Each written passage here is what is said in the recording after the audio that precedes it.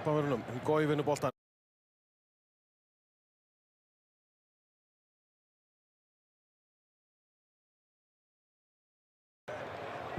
Það er ekki líklegt að leikurinn verði að mestu svona. Spánverjar með boltann, belgar þolinmóðir, agaðir, bíða eftir mistökum til að sækja hratt. Jú, algjörlega, og kannski komið aðeins óvart hversu belgarnir eru ekki vilja að sækja hratt, ekki ennþá, þeir eru að frekar fara tilbaka og reyna að byggja upp skipulaða sóknir. Thibaut Courtois með langarsendingu fram. Spila 20. og 1. leik sinna á HM í dag, leikjahæstu belga frá upphafi, næst leikjahæsti markmaðurinn eftir Manuel Neuer sem er með 23 og verða ekki fleiri.